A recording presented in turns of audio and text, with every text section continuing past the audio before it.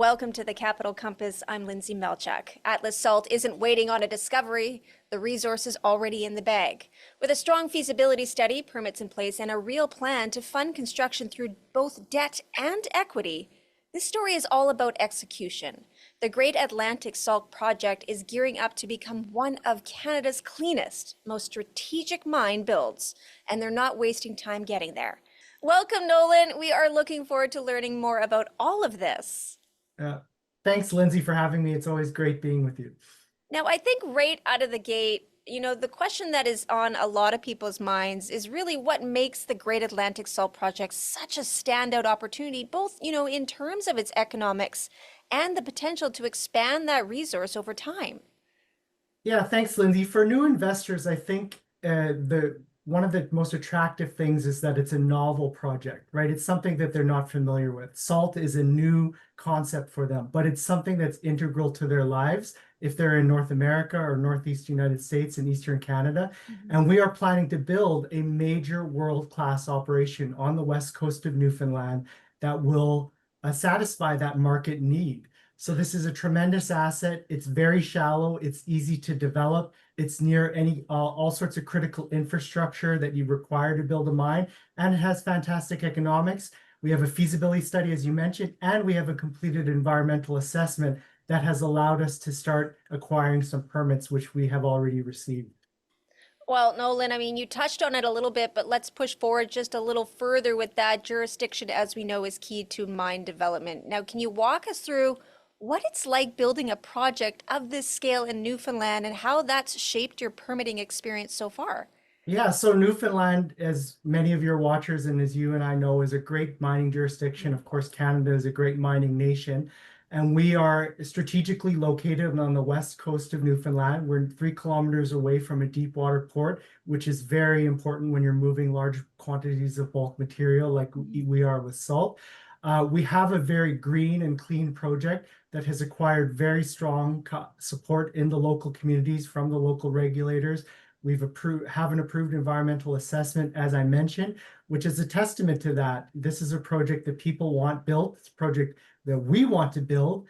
I just want to mention the greenhouse gas portion of it. It's key on mining develop. Key question that a lot of investors have for mine development and regulators. And we're a 100% battery electric vehicle operated site tied into hydroelectric power. So that allows us to have the greenhouse gas emissions of 4 Newfoundland households a year.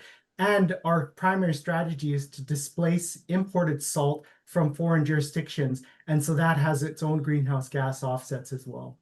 Oh, and that is an amazing story so far. Wow, what a great kickoff to all of it. I want to flip Yes. I want to flip over just a little bit here and just talk about your recent approval for early works it is a major step, not necessarily to signal a start of construction tomorrow, but the question here is, how does that permit help advance the project and strengthen your position with potential financiers? Yeah, absolutely. It's a great question. You look at many projects in the mining industry and they are stuck in the environmental assessment process, or they have challenges with community relations, or they are challenges getting permits, or they're waiting for government changes or anything of that nature. So anytime you can bring a project to market like we have that shows that it can get permits, get them on an established timeline in a great jurisdiction like Newfoundland, that is a vote of confidence into the market and to potential financiers on the debt and equity side and investors themselves, right? They know that they're investing in something that not can be built, but will be built when the time is appropriate. So the early works permit allows us to put in place critical infrastructure that will allow us to do the main portion of construction once the timelines line up on the financing and the construction side. Well, it's great that you're actually taking the time to properly build the blocks that are needed as opposed to just Hmm. skipping over and doing, one here, one there. So great job on that. Thank you.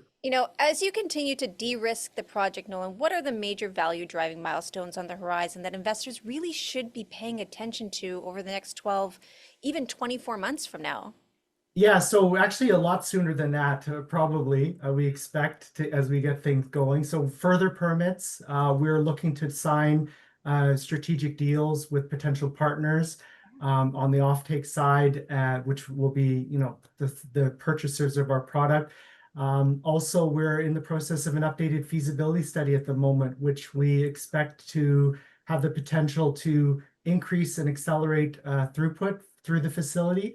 So the original feasibility study was designed for 2.5 million tons per year, but inside the capital cost was equipment specifications that could allow it to push towards 4. And this is all public. So we're working to see it as aggressively as we can to see how close we can get to those kinds of targets and push past the original production target. So these are all exciting developments. All of these things make a project more attractive, de-risk it, and make it a very good project for investors to turn their eyes towards. Well, what about your financing then? What can you share about your current strategy to secure both debt and equity, and your confidence on how you're going to bring that right capital partner to the board? Yeah, so we're working with Endeavor Financial. This was announced late last year, and they've been working diligently over the past few months on putting together our proposal to debt financiers. So they'll be the ones that come in with the largest component of project financing. On the debt side, this is open to very large funds that are attracted and very large global funds that are attracted to infrastructure type projects like ours with very long lives, very strong cash flows. So we're talking after-tax free cash flows of over $100 million per year life of mine, indicated by our feasibility study.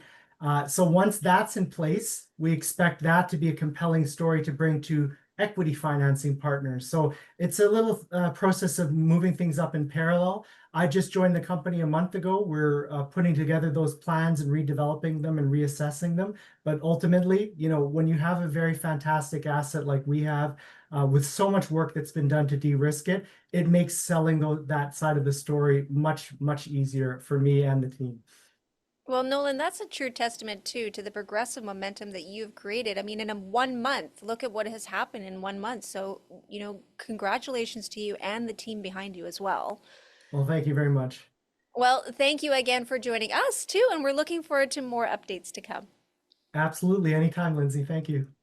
Again, that was Nolan Peterson, CEO of Atlas Salt, trading on the venture under the symbol SALT. They've got the assets, they've got permits, and a clear path to build. Now it's about execution.